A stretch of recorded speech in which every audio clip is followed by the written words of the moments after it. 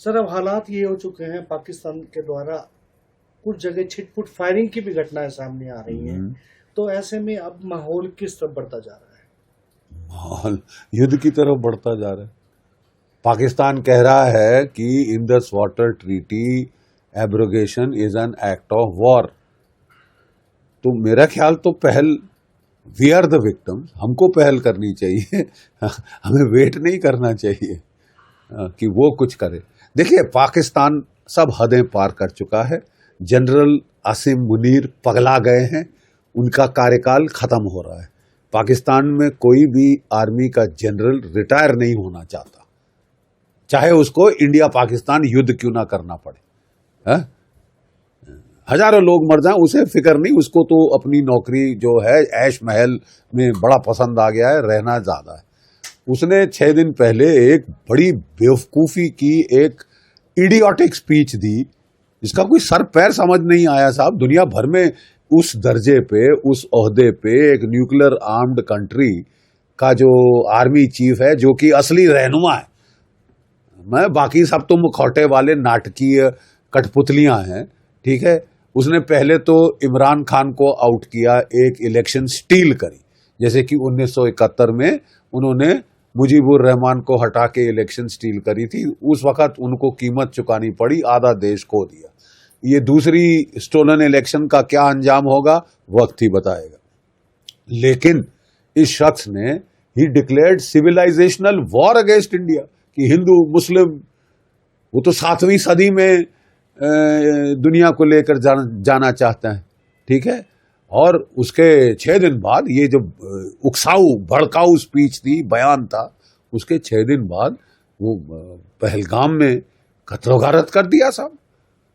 कोई 28 हमारे बेचारे बेकसूर हिंदुस्तानी, जो वहां पे केवल क्या कसूर क्या था साहब, कि वो ठंडी हवा खाने गए थे पहलगाम, वहां उन्होंने गोलियां खाई।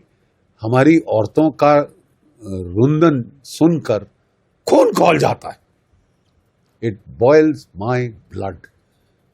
बेटियां, बेचारी बच्चियां हमारी अपने पतियों की लाशों के पास बैठ के रो रही, उनके सामने मारा उनके पतियों को, हा? और धर्म पूछ के मारा, कलमा पढ़ो, हिंदू हो, पतलून उतारो, वगैरह वगैरह। अरे साहब, ये कोई, इज दिस सिविलाइज्ड बिहेवियर? आप कौन सी सदी में जी रहे हैं? आप न्यूक्लियर आर्म पावर हैं, आप तो खतरा है पूरी दुनिया के लिए। आपके तो न्यूक्लियर डिफैंग करना पड़ेगा इस तरह। तो मुझे बहुत खुशी है कि हमारी सरकार ने भी बड़े सख्त कदम उठाए हैं, इंडस वाटर ट्रीटी एब्रोगेट कर दी है, और छोटे माइनर स्टेप्स लिए हैं डिप्लोमेटिक, वो तो हर बार हो जाते हैं। इंडस वाटर ट्रीटी अनप्रेसिडेंटेड है। 65 के युद्ध में, 71 के युद्ध में, और कारगिल के युद्ध में कभी इसको छेड़ा नहीं गया। अब इसको छेड़ा गया है और पाकिस्तान की हवा खिसक गई। तो ठीक है। इंडस वाटर ट्रीटी को लेकर वो इंटरनेशनल कोर्ट में भी जा सकते हैं पाकिस्तान इसको लेकर? अरे जाए, भाड़ में जाए ना, क्या कर लेगी international court? Treaty making is a sovereign function of state. हमने ट्रीटी बनाई, हम उसको, जब इस तरह का बिहेवियर पाकिस्तान से आ रहा है तो हमारे पास और कोई चारा नहीं है but to abrogate that treaty, ठीक है। लेकिन प्रॉब्लम यह है कि इस ट्रीटी का इफेक्ट एकदम अपेरेंट नहीं होगा। आपको डैम बनाने पड़ेंगे, आपको पॉन्डेज इंक्रीज करनी पड़ेगी, जहां से जो पानी जा रहा है पाकिस्तान की तरफ उसे रोका जाए, तब पाकिस्तान अब छटपटाएगा। इसमें ऑलरेडी प्रॉब्लम्स आ रही हैं पंजाब और सिंध के बीच में, उनके जो सूबे हैं पंजाब के और सिंध के, कि भाई पानी तुम मेरा मार रहे हो, तुम ये कर रहे हो, वो कर रहे हो। तो इसके चलते आपको आपने पाकिस्तान को झंझोड़ तो दिया है, लेकिन मेरा सिर्फ कहना यह है कि यह पर्याप्त नहीं। और मुझे बहुत खुशी है कि कल हमारे प्रधानमंत्री जी ने खुद कह दिया है, एक बड़ा क्लियर रॉयट एक्ट पढ़ दिया है पाकिस्तान को, और अगर भाषा में कोई प्रॉब्लम थी तो उन्होंने अंग्रेजी में भी बता दिया है कि साहब आपको इसकी कीमत चुकानी पड़ेगी। और ये जो कीमत है, अब थोड़ा ये कॉस्ट एंड कॉन्सिक्वेंसेस इस दर्जे से बढ़ाने पड़ेंगे, ना केवल इंडस वाटर ट्रीटी वहां कहानी खत्म नहीं होती। आपको काइनेटिक मिलिट्री एक्शन भी लेना होगा, नहीं तो ये सिलसिला बंद नहीं होगा। उल्टे ये और ट्रीटी का बहाना लेके शायद ये दर्जे हरारत अपनी तरफ से बढ़ाने की कोशिश करे। बहुत हो गया reactive, consequence management on own side of the border. अब हमको पलटवार करना होगा। हमने पलटवार किया था 2016 में, उड़ी 40 के करीब मार डाले थे इनके टेररिस्ट लॉन्च पैड्स में। कुछ देर शांति रही, फिर वही चुलबुली। फिर हमने 2019 में बालाकोट एयर स्ट्राइक करी, 1-1.5-2 साल चुप रहा, खासकर जब हमने 370 हटाया और वो क्यों नहीं करी पाकिस्तान ने। और फिर चीन के पास रोता गया कि मेरे आका मुझे बचाओ, और उसने लद्दाख में छेड़खानी शुरू की। ये किस्सा कहानी तो हम जानते हैं। कहना मैं ये चाहता हूं कि जो सर्जिकल स्ट्राइक थी, जो एयर स्ट्राइक थी, वह एक सिग्नल था, स्ट्रेटेजिक सिग्नलिंग कि thus far no further, shot across the bow थी कि चौकस हो जाओ, ये चलेगा नहीं, तुमको कॉस्ट एंड कॉन्सिक्वेंसेस झेलने पड़ेंगे। But it was not for deterrence, वो तो सिग्नलिंग थी ना साहब, सिग्नल दे दिया आपने, थोड़ी देर चुप रहा, फिर चुलबुली।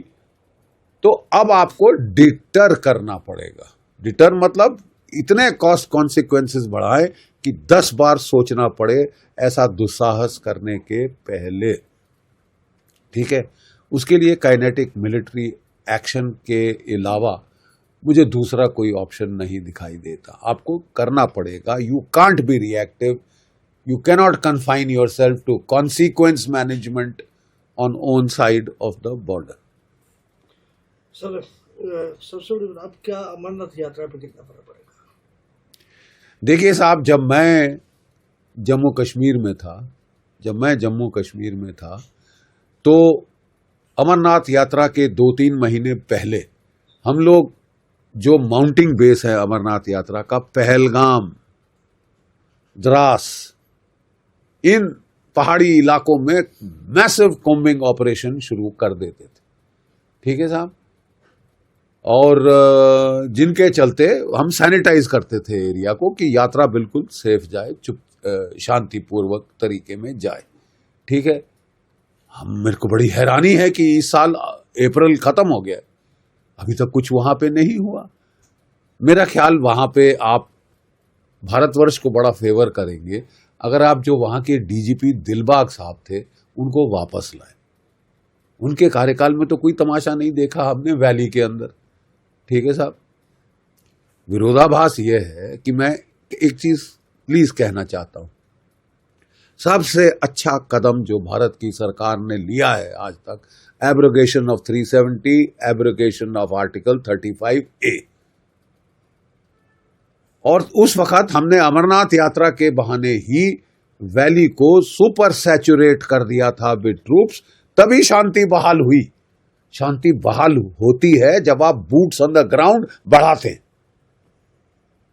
ठीक है साहब, विरोधाभास ये था कि जब वैली में हमने इतनी ट्रूप स्ट्रेंथ बढ़ाई तो उस वक्त कई लोगों के दिमाग में आइडिया आया कि साहब बहुत खर्चा हो रहा है फौज के ऊपर, इसकी नफरी कम करो ताकि हम हथियार खरीदें। बड़ी सुंदर बात है साहब, नफरी कम करो। कोविड के दौरान 3 साल आपने भारत की फौज में सब भर्ती बंद कर दी, पैरामिलिट्री फोर्सेस में नहीं हुई, पुलिस में नहीं हुई, सब चलती रही, लेकिन कोविड का नाम लेके 3 साल आपने भर्ती बंद कर दी। हर साल 60,000 नफरी रिटायर होती है। ठीक है, तो 60 तियां 1,80,000, 1,80,000 से फौज काट दी, जबकि खतरे बढ़ रहे हैं साहब। जो इलाका हमने जीत करके फतेह करके दिया था, मैं था किश्तवाड़ में सेक्टर कमांडर 3 साल तकरीबन रहा, मैं था रजौरी पुंछ में जीओसी 2 साल तकरीबन रहा, पूर्ण रूपेण शांति करके दी थी, सर कुचल के आए थे हम लोग। लेकिन साहब अगर आप वहां से सडनली फौजें हटा दें, सीआई ग्रिड रिमूव कर दें, तो आप गैप्स क्रिएट कर रहे हैं जो दुश्मन एक्सप्लॉइट करेगा। वो सो तो नहीं रहा है ना। तो एक तरफ जब हमने इतना अच्छा कार्य किया वैली के अंदर, तो हमने पीर पंजाल में अपना गार्ड अप क्यों कर दी? और ये जो एक थ्योरी हमारी फौज के कुछ तबकों में, ब्यूरोक्रेसी में और लीडरशिप को उन्होंने इससे इन्फेक्ट कर दिया है कि साहब मैन पावर सबसे बड़ा फजूल खर्ची है। आपको लड़ना है पहाड़ों में, घने जंगलों में, आपको तो मैन पावर चाहिए। अगर पहाड़ में अटैक के लिए मैदान में रेशियो 3:1 होती है, पहाड़ में 10:1 होती है। अरे प्लीज समझिए ना साहब, हम लोगों ने धूप में बाल तो नहीं सफेद किए, ठीक है? ऐसे क्रिटिकल टाइम पे सडनली अपनी मैन पावर हटा लेना मेरी नजरों में एक मिसजजमेंट थी, बहुत भारी। अभी भी इसको रेक्टिफाई किया जाए, लेकिन रेक्टिफाई नहीं कर रहे ना साहब। तभी तो मेरे को वो बोले साहब क्यों इतना एंग्विश आ रहा है? इसलिए आ रहा है कि हर साल 60,000 रिटायर होते थे, 60,000 भर्ती करते थे। अब आप 45,000 48,000 भर्ती कर रहे हो, यानी हर साल आप वो गैप बढ़ाते जा रहे हो। आपको लग रहा है कि साहब फौज जो है वो बिल्कुल वेस्ट ऑफ मनी है, मैन पावर, कि हम टेक्नोलॉजी खरीदेंगे पैसा बचाकर। क्या टेक्नोलॉजी खरीदी है साहब आपने? बहुत कुछ हो गया है, लेकिन बहुत कुछ करने को बाकी है। आपको डिफेंस बजट बढ़ाना होगा। It is less than 2%। It is less than 2%। जो देश युद्ध कर रहे हैं वो 4-5% तक जाना को मजबूर हो रहे, ठीक है? रशिया यूक्रेन वॉर में अगर एक लेसन आया है तो मैन पावर बहुत निहायत जरूरी है। कोई टेक्नोलॉजी मैन पावर को रिप्लेस नहीं कर सकती। आप डिफेंस बजट बढ़ाइए, क्योंकि खतरे बढ़ रहे हैं। ये खतरे बढ़ रहे हैं, लेकिन हम मैन पावर कम करेंगे, ये इसमें विरोधाभास है, इसमें खतरा है। मुझे पूर्ण विश्वास है कि अभी भी हमारी फौज, हमारी सरकार इस पे एक्शन लेगी। ये जो गैप्स आ रहे हैं उनको जल्द से जल्द कवर करेगी। हमारी सिक्योरिटी एनवायरनमेंट बद से बदतर होती जा रही है। पहले हम 2.5 फ्रंट वॉर सिचुएशन में थे, अब हम 3.5 फ्रंट वॉर सिचुएशन में हैं।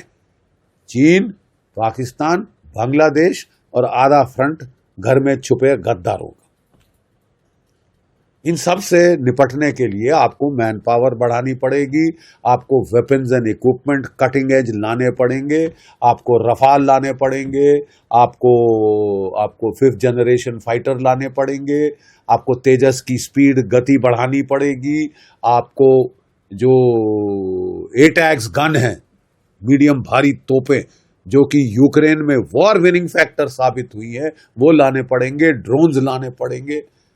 आपको खर्चा बढ़ाना पड़ेगा। चीन का डिफेंस एक्सपेंडिचर आपसे 3 या 4 गुना ज्यादा है, और आपको ना केवल चीन से निपटना है, आपको चीन, पाकिस्तान, बांग्लादेश से निपटना है। तो आई थिंक हमको थोड़ा सा अर्जेंसी लानी पड़ेगी इन सारे मामलों में, नहीं तो हम खतरा मोल ले रहे हैं। आपके पास 1.4 अरब मैन पावर है। 50% भारतीय 26 वर्ष की आयु के नीचे हैं। अगर दुनिया में बड़ी आर्मी बनानी है, सबसे बड़ी आर्मी, चीन से बड़ी आर्मी भारतवर्ष बना सकता है। बढ़ाने के बजाय हम देख रहे हैं, हम तो काट रहे हैं साहब। ये बहुत विरोधाभास है, ये बहुत विरोधाभास है। इसको प्लीज रैशनलाइज करना पड़ेगा किसी को। और ये जो माइंडसेट है कि manpower is a waste of money, is a drain on our resources, ये बहुत गलत है। मैन पावर को आप नौकरी दे रहे हैं, मैन पावर को आप लोगों को नौकरी दे रहे हैं जो इस वक्त अर्जेंटली रिक्वायर्ड। मैं कुछ और चीजें कहना चाहता हूं साहब, अगर इजाजत हो तो मैं कुछ और चीजें कहना चाहता हूं कि हर साल हम ये अमरनाथ की यात्रा के पहले ये जो पहलगाम का इलाका, अनंतनाग का इलाका, जो माउंटिंग बेस हैं 2, पहलगाम और द्रास, ये जो सारे पहाड़ों में हम बहुत अपने कॉम्बिंग ऑपरेशंस बढ़ा देते थे। अप्रैल, मई, जून, इसमें जबरदस्त कॉम्बिंग ऑपरेशन पहाड़ों में किए जाते थे ताकि कोई खतरा ना रहे अमरनाथ के यात्रियों के ऊपर। अप्रैल खत्म हो गया है, पहलगाम खाली है। नो टूरिस्ट बढ़ रहे हैं, पहलगाम खाली है, क्यों? मेरा सुझाव है, हाथ जोड़कर विनती है, दिलबाग साहब जो थे DG police, he was a very good man. उसने कश्मीर को अच्छी तरह बाय द ब्रावोस पकड़ लिया। आप उनको वापस लाइए, क्योंकि जो और कोई सज्जन है, उनका सोच है कि मैं अकेले सब कुछ कर लूंगा, लोन वुल्फ, लोन रेंजर, मुझे न फौज की जरूरत है, मैं फौज को लड़ना सिखा दूंगा। अगर मतलब we need a team player like Dilbagh. आप प्लीज उसको वापस लाइए, बहुत फर्क पड़ेगा। और मैं कहना चाहता हूं कि आर्मी की जो नफरी घट रही है, उसको जल्दी से जल्द मेकअप करिए। एक बड़ा वेलकम स्टेप फौज ने लिया है, वो नई डिवीजन खड़ी कर रहे हैं। यूनिफॉर्म फोर्स को, जो कि रियासी में होता था, उधमपुर में होता था, डोडा यहाँ पे होता था, उसको उठा के लद्दाख ले गए थे हम उसको अब वापस लाएंगे, जल्द से जल्द लाइए। एक नई डिवीजन खड़ी हो रही है, इसका मतलब मैन पावर बढ़नी शुरू हो गई है। जल्दी करिए, टाइम नहीं है हमारे पास। जो हमने इंडस वाटर ट्रीटी को एब्रोगेट किया है, वो बहुत सख्त कदम है और पाकिस्तान हिल गया है। वो उसे एक्ट ऑफ वॉर बोल रहा है। तो अब हमको फॉलो थ्रू करना है। फॉलो थ्रू मतलब एकदम पानी नहीं रोक सकते जब तक कि डैम्स ना बने, पॉन्डेज ना बने। ये थोड़ा टाइम लगेगा। अभी ये थ्रेट इन बीइंग है, बट अच्छी खासी थ्रेट है। ठंडे पसीने तो आ गए हैं आसिम मुनीर साहब के पास। कजाकिस्तान गए हुए थे विजिट के लिए, अच्छी ठंडी हवा है वहां भी इस वक्त कजाकिस्तान में, दौड़े वापस आए हैं। कराची से अपने जहाज निकाल के स्कर्दू भेज रहे हैं, जम्मू कश्मीर भेज रहे हैं। समझ नहीं आ रहा कि भारत कहां पे पलटवार करेगा। अच्छा है कि आसिम मुनीर साहब के सर में दर्द हो, उनका ब्लड प्रेशर बढ़े, उनकी बैक में लो बैक एक हो, क्योंकि ये सारा तमाशा उनका क्रिएट किया हुआ है। आसिम मुनीर साहब, जैसे मैंने बताया, रिटायर होने वाले हैं। कोई पाकिस्तान का आर्मी चीफ एक बार चीफ बन जाए, वो तो फिर चीफ फॉर लाइफ बनना चाहता है।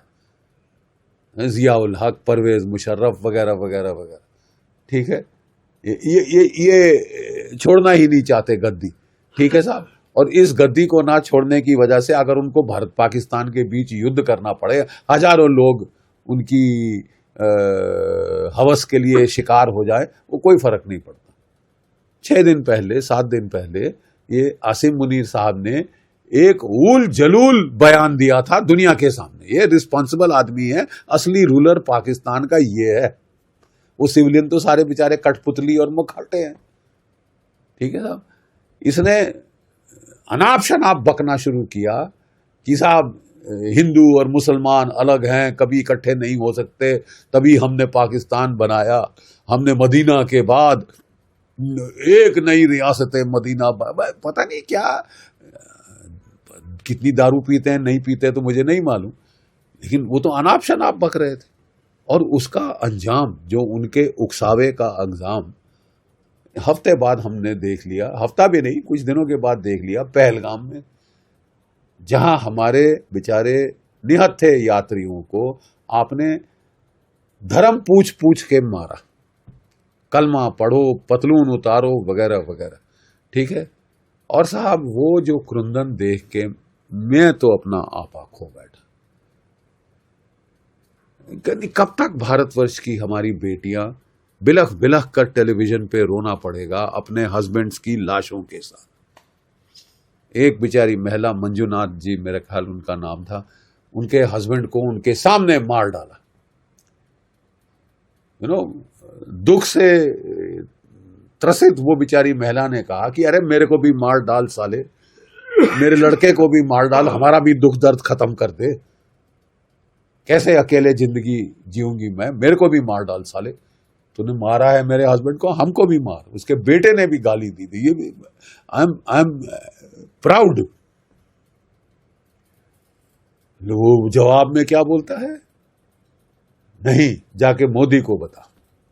अरे तेरी ये दुस्साहस, भारत के प्राइम मिनिस्टर को तू धमका रहा है, तू कह रहा है कि जो करना है कर ले। तो ठीक है साहब, आपने सुन लिया कल मोदी साहब को, उन्होंने भी सुना दिया। और कोई अगर किसी को भाषा में फर्क लगे, किसी को भाषा में फर्क लगे तो उन्होंने अंग्रेजी में भी बोल दिया है।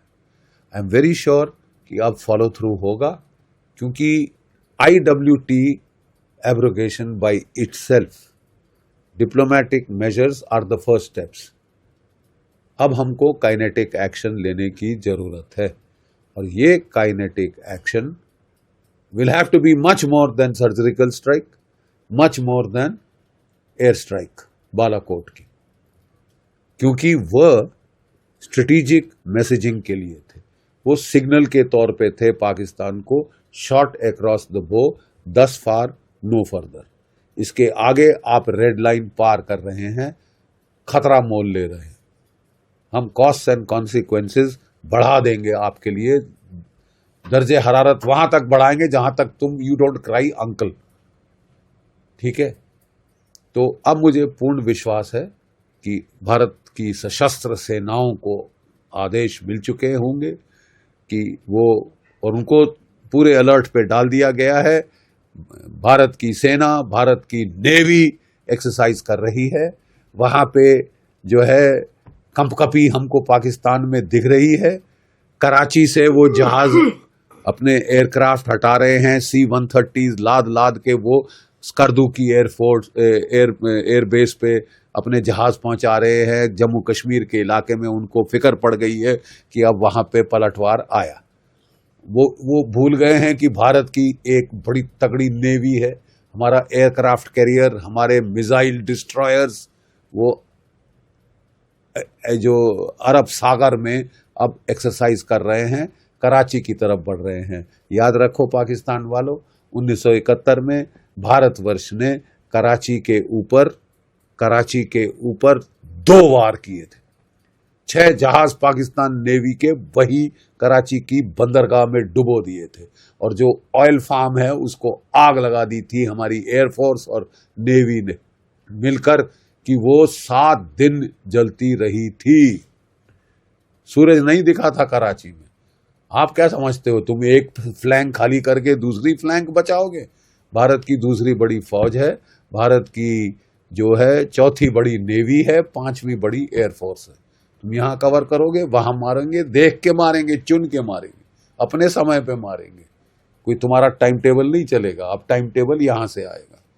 ठीक है साहब, ये करना अब अनिवार्य है, क्योंकि जो भी वी कांट एक्सेप्ट कि भारत के 28 लोग आप मार दें, 17 घायल कर दें और सीटी बजाते निकल जाए, ये नहीं चलेगा, ये नहीं चलेगा। And will have to be put to it, और उसके लिए हमको स्ट्रेटेजिक डेटरेंस इंपोज करनी है। Deterrence, raise costs and consequences for Pakistan. Don't confine your actions to reaction on your own side, consequence management, fire fighting on अपनी side. रक्षात्मक होके ना लड़ें, आक्रामक होने का वक्त आ चुका है।